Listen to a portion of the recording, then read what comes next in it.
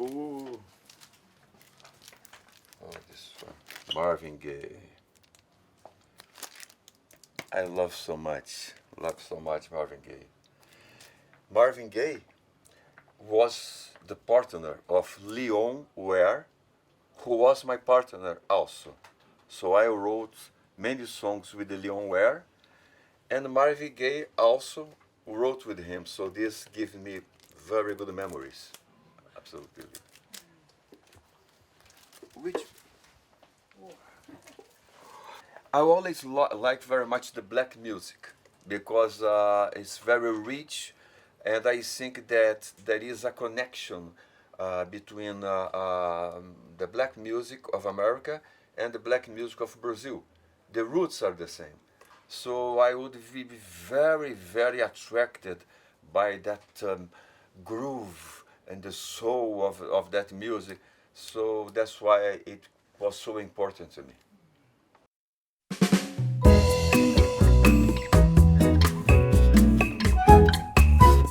Six years old, I was already interested in music, popular music, and I start learning the classic music, classic piano.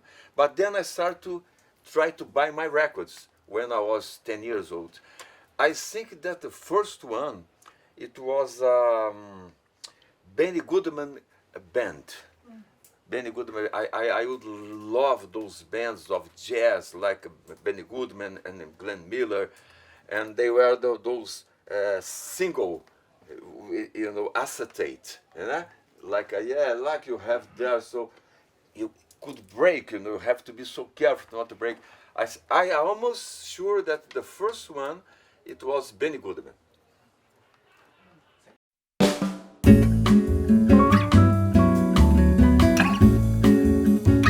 Yeah, I love the Beatles. I think they have made incredible music, really beautiful. They started with the rocks, a different way of doing the rock, the music, and then came George, his producer and arranger, George Martin, who put together sometimes with the quartet of string, they threw together.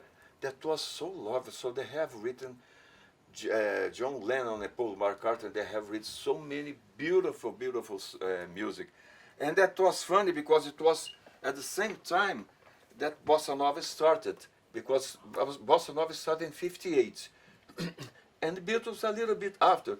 So I would listen to the Bossa Nova of Jobim, but at the same time I would listen for the Beatles. So this would give me a good balance between them.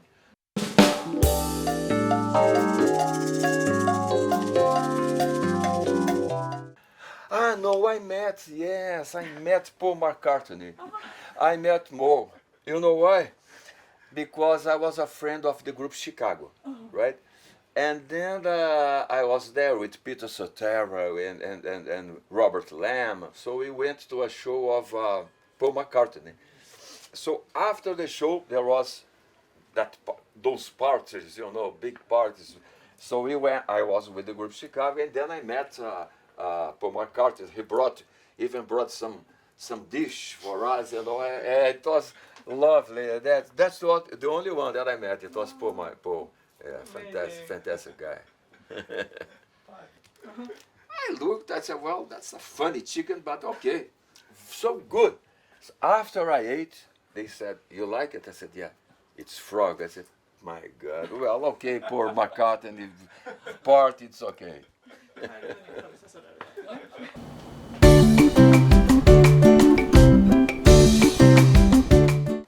That Summer 68, it was when my song Summer Samba became a hit in the United States. Then I went to USA to be in the TV shows, all those television shows, Mervyn Griffin and Andy Williams show, many others. And then I recorded 2 albums. One, it was called Brazilians, the music of Marcos Valle for Warner Brothers, what was an instrumental.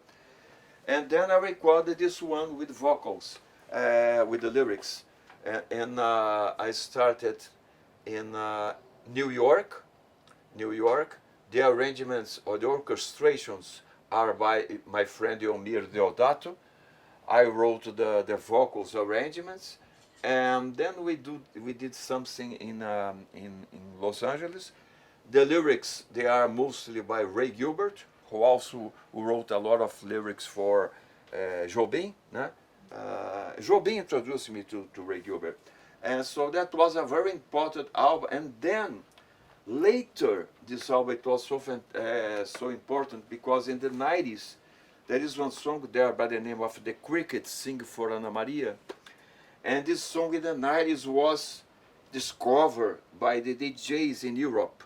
So they start to play the crickets in the clubs, and the young audience in Europe start to be so attracted by that song. And later, little by little, I start to get a new audience of DJs and rappers and everything. So this, not only 68, but then in 90, it was Samba 90, because it gave me this approach with these people. So that was a very important. That's this photo. I was 26 years old, 27. They was taken in Central Park, New York. So they put me this turtleneck that I never used. I always like, but they wanted me to have the coat. I said, all right, that's it. No problem, let's do it.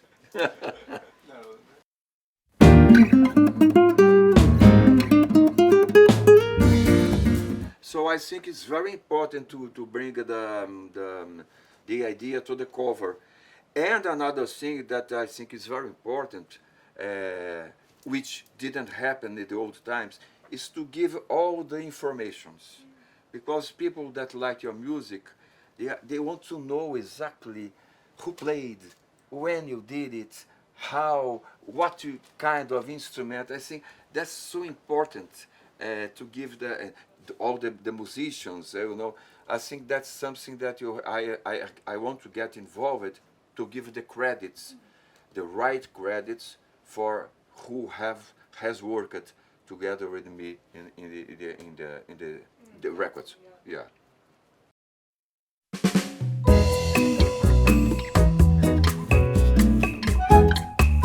Bruno Mars, I like it. John Legend, I like very much. Then I go to classic music. Then I listen to Jobim. Then I listen to Steely Dan, that I used to like. Steely Dan. Is there? Oh man, this is the fantastic. I love Steely Dan. Love. There's another group that I would listen, because Steely Dan has also this jazz, rock, vocal, instrumental, almost also everything in the right place, not too many things happening at the same time. Beautiful. So Steely Dan, it was so important to me. That's all the albums. I would have all his albums with all his records with me. Absolutely great. So I listen for a lot of Steely Dan. She knows that, my wife. I play a lot of, and then I, and then I. So do I go to Jobim? Then I go to Adriana Calcanhoto in Brazil. I Marisa Monte. Huh? Yes, Tom Misch.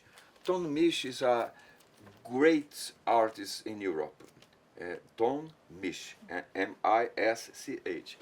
And Tom Misch, I became in touch with him because he started to sample some of my music, and so well. He's a great guitar player and singer and musician. And little by little we start to get together, and so now we recorded even in Brazil. I met him in somewhere that I was playing in Europe, and he said, I would like to go to Brazil. He's very young, 23 years old. Oh, wow. Yeah, but already famous in Europe. And he went with his girlfriend, and then he asked, can we go into a studio? And so we did it. So we did 3 songs there. So we have an idea what we're gonna do. We're still thinking what we're gonna do. He's finished his album, and I'm also have this album out. But Tom Misch, if you can check it out, he's very, you know him. So that's another very young talent, you know.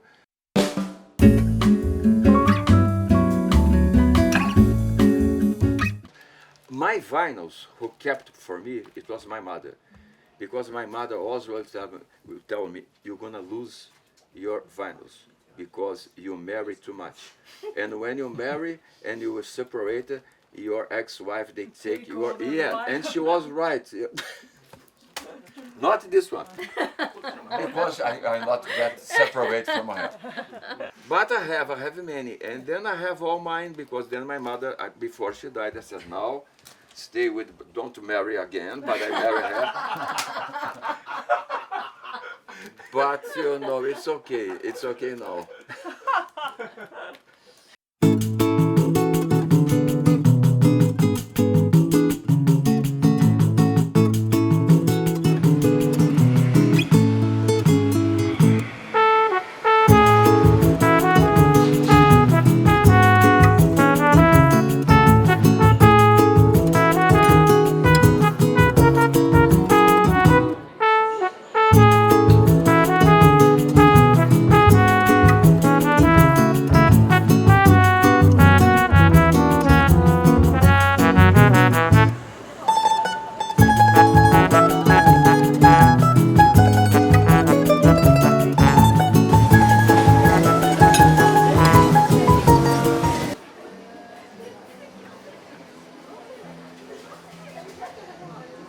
Very good coffee. Do you drink coffee a lot? Often? I do.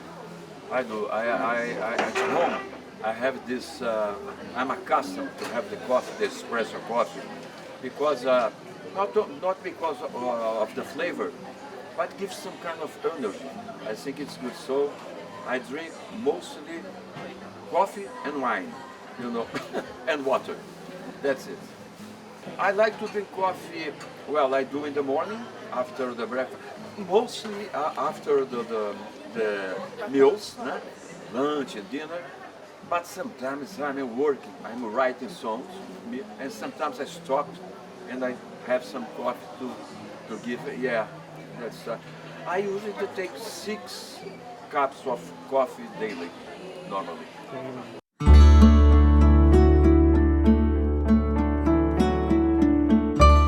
Well, you see, when I was 15 years, for 15 years, I started to surf. I always did a lot of sports because my father was a lawyer, but he taught me that I should make exercise, and I'm very thankful to him, you know, that I'm 76 now and ready to perform, and so he was right. So I did a lot of exercise, and surfing was one of them because I love the beach. I love the water. I like the sea. And even when I wrote Summer Summer is like this. It's the idea of Ipanema, sun, the sea, the girls and the beach, you know. And so I started to surf when I was 14. The surf was not so popular at that time. So we are a few guys surfing. And when you start, you never stop. So when my sons, I have two sons, 27 and 26. And when they start to get a little bit older, they start to surf also. Then I would surf with them in the beginning to help them. After then, they were helping me because they knew to surf much better than myself. So whenever they want to surf and they call me, I go. I have my surfboard. It's a longboard. It's a longboard that I have in my house. And as I live very close to the beach, whenever they call me, I go surfing because it's a very good feeling, you know, that to be touched by the nature, you know, that's part of my life.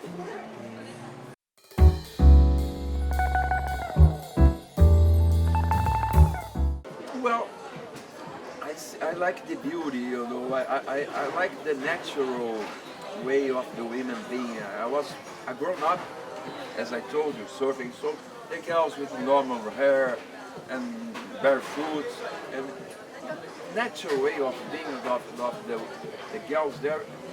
I was very attracted by that, you know, the whole feeling, the sensuality that there is in this thing. So I had a lot of girlfriends for sure, you know. The girls are very beautiful in Rio de Janeiro, the beach. So that was very important to me to have this sensuality affecting emotion, my music. So yes, that's I like the beauty of the persons, you know, in different countries, even here. I like the beauty of the Japanese.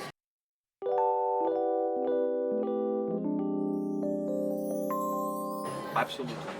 I have to be close to the sea all the time. I was born in Rio, so I was, you know, I remember that one time when I went to USA, not the time of summer later, when I recorded with Leon Ware, with Sarah Vaughan, we talk about that. First I went to New York. I love New York. I love so many things happening. But to live for me there, it was impossible because I was missing exactly the nature. Then I went to LA, to Los Angeles because of that. Because at the same time I had the music, but then I have the beach. I could ride a motorcycle going to the beach. So it's very important. The sea is very important, but if I don't have the sea, the water can be a river, and the water is necessary to me a lot, all the time.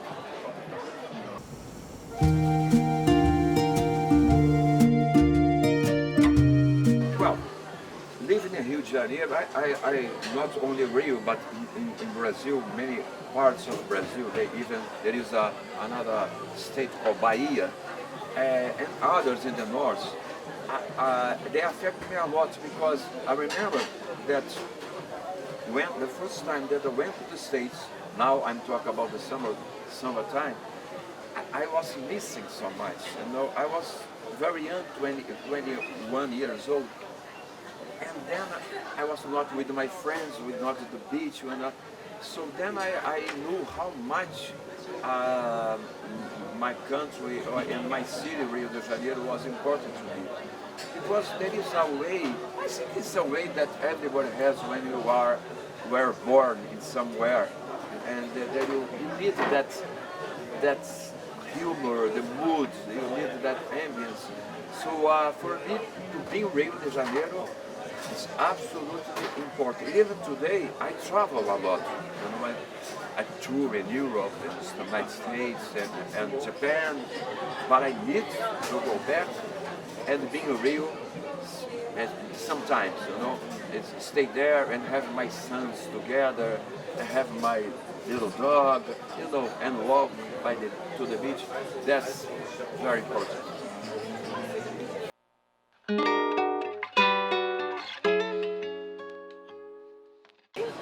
feel incredible happiness. Not only the stage, as I told you, because the audience is great, but walking in the streets, looking, because it's different, so different from where I live, but it's so good, you know, so the people are so respectful, at the same time so happy. When I'm playing, they are in silence after, they are so happy, and everything's very well organized. The sounds, the technical parts. I know when I'm playing that everything's gonna be the right. This is so good because when you are on the stage, it's not only a matter of doing your music well. You need to know that your music is, people are listening well to your music, the sound. And when I come here, every time, everything is the perfect place. And I just love it. My wife knows how much I like the feeling of being Tokyo with you and everything. It's great to me, really.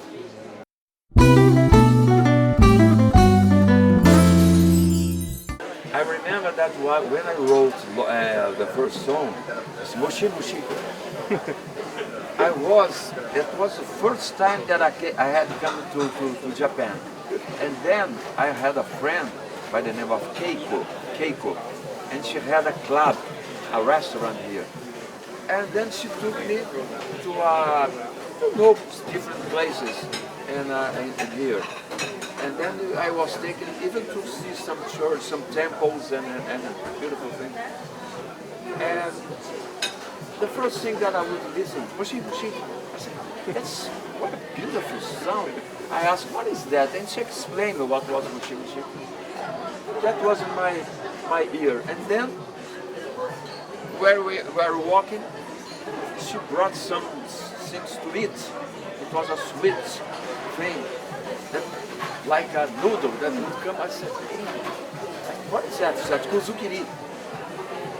With Moshi Moshi, kuzukiri. And I was walking, then was working the street, and came a song. I said, I have to write to that. I didn't have any paper music. Yeah, it was important. I was working with paper and then I run into a store. I got some normal paper, I put the things and start to write the notes and the lyrics. Everything came to my mind. So I started to put together, saying it was my love for Japan, how lovely it was being here. I was talking, could be to a girl, but I was talking really to Japan. How lucky I was here, having kuzukiri, Moshi Moshi. I come from another place to have so much love here. And then, that same evening, I sang the song. I asked Keiko to go to the stage, explain to the audience, and then I sang the song. They love it so much, you know. And lost in Tokyo subway, it was another story. I was in Shibuya. I was with Patricia, and suddenly we had to come back to the hotel. But it was crowded. She ran to the train, to the subway, and I did not have time to enter. She left, poof, and I stayed alone. I said, what am I going to do? I didn't have any money, anything. And I tried to, I did that to her, so jumped at the next station, but she understood that she had to go to the hotel. So I was there, I sit down, I said, what am I going to do? And I saw other people running. I said, come a song in my mind, Lost in Tokyo subway. Then I was able to find a taxi, and I had a card I showed to him, and he took me to the club. But in those 20 minutes, I wrote a song, Lost in Tokyo subway.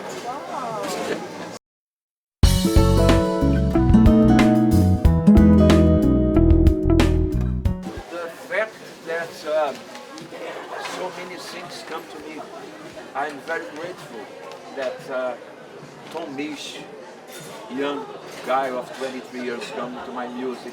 I'm very grateful that Jay-Z recorded my song.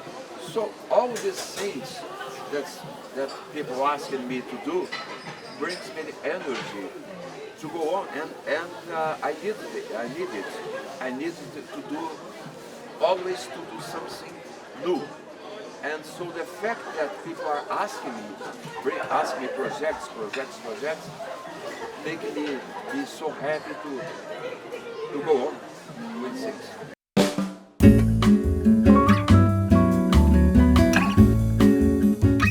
I think with them, Coffee Donuts life is much better, I'm sure. Yeah.